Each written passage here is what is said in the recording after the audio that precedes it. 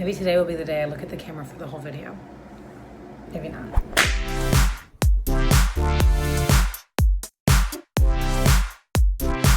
Anyway, my curse, well, my blessing is broken. No, when a curse is broken, it's a good thing. Like, the curse is broken.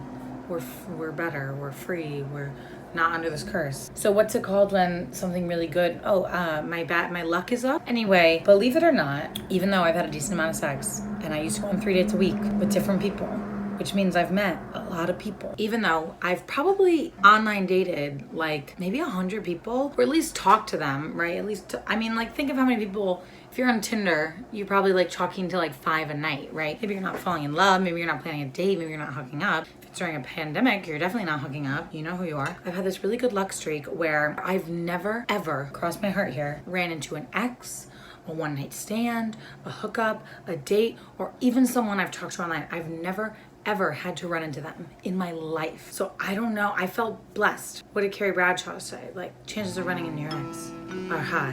The chances of running into him when you look shitty, even higher.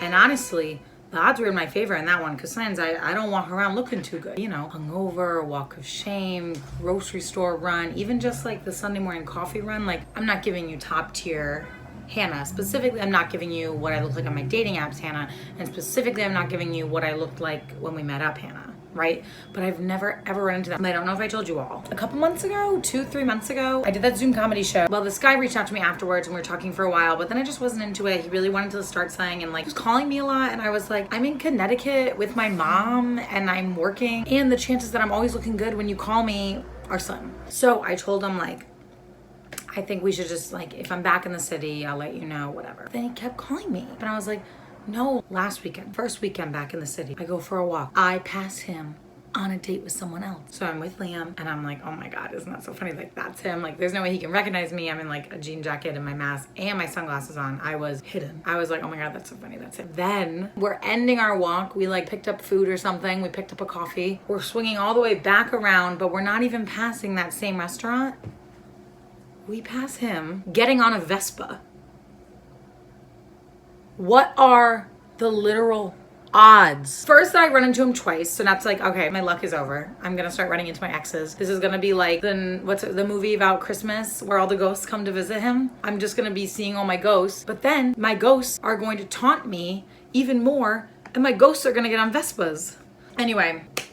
So I have 2 things to talk about. First things first, do you all follow your exes on Instagram? So I still follow this person that I saw on the Vespa, but we didn't date to any degree. So obviously there's no reason for me to unfollow him, right? But I'm someone that if we dated and then like you ended it or you did something weird, then I ended it, I unfollow you. I'm like, there's no reason for me to see your content or your life when I don't want to, or we're not going to talk anymore. And even if I were to date someone for like a long time and we ended as friends, like, I feel like I'd still not want to follow you. I don't know. I feel like I'm someone that could be like, okay, I want to end this relationship. It's not working, whatever. But then I'll see you on Instagram and I'm like, maybe I make it work.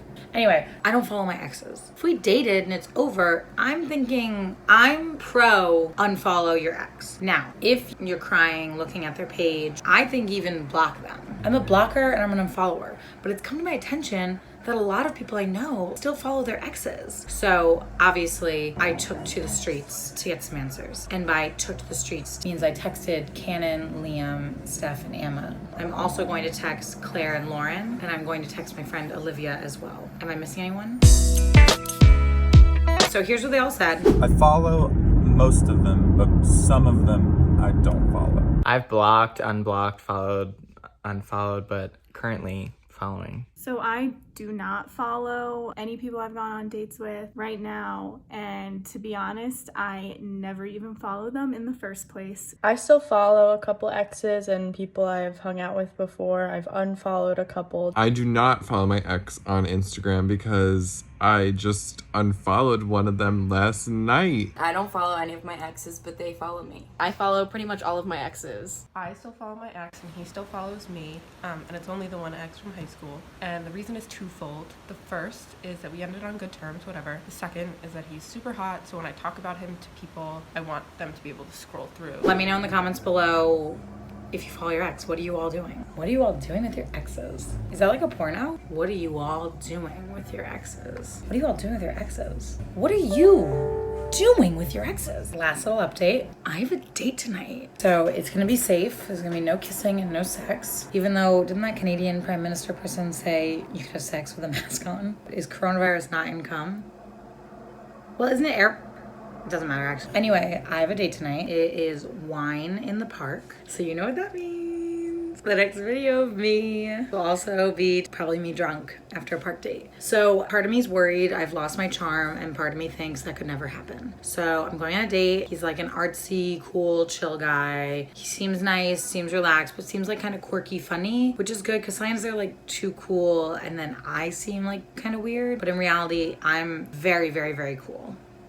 So we're crossing our fingers. It goes well. We're mostly crossing our fingers that he doesn't like try anything because I feel like he should know better because it's Corona. And even though I'm not afraid to be like, oh, it's Corona, I just don't want to have to say that. Just like, let's keep our distance, drink some wine, get to know each other, and you know, go from there. But this will be the first date, obviously in a long time, but mostly the first date where I'm probably not gonna have sex afterwards. Anyway, wish me luck.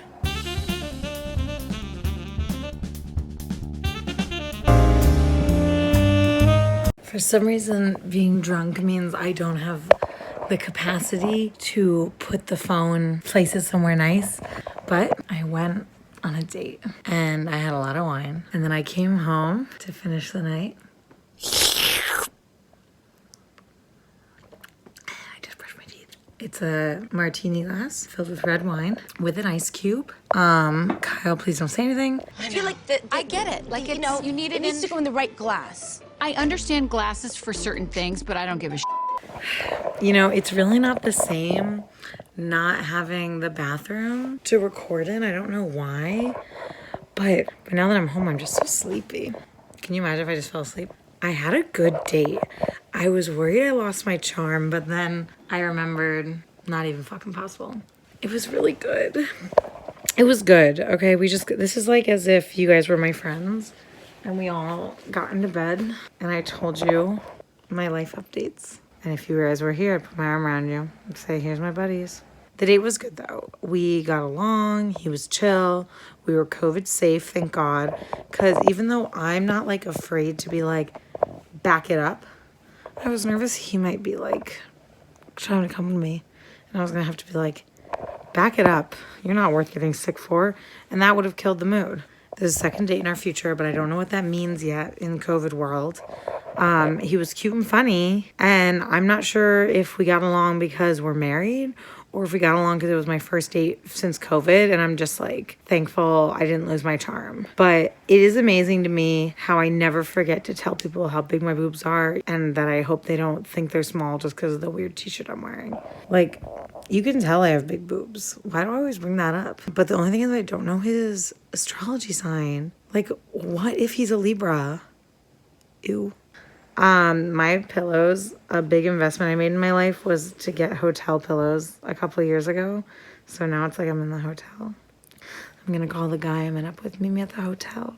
This would be your view if you slept over and I slept on the outside of the inside of the bed instead of the outside. And I wake up in the middle of the night to get over you to have a sip of my wine. Good morning. Now I'm just kind of like excited the date went well, but I'm kind of sleepy. But I keep thinking I have to say something good so it's usable. Are my teeth red? What's wrong with that one? I'll call my dentist. Like, comment, subscribe, and be honest. Have you missed dating, Hannah? I think I'm impressed with myself that I was able to provide content that did not have to do with dating. But boy, oh boy, do I think me going on dates again, being drunk again. I think drunk dating Hannah, single New York fun girl. That's the brand. I mean, what am I doing with the Sex and the City thing? Like, I'll try it out, but like, I gotta be me. I've gotta be me. Oh, this is 6 minutes. Oh my God, like, comment, subscribe. I'm sorry, Kyle. I'm sorry.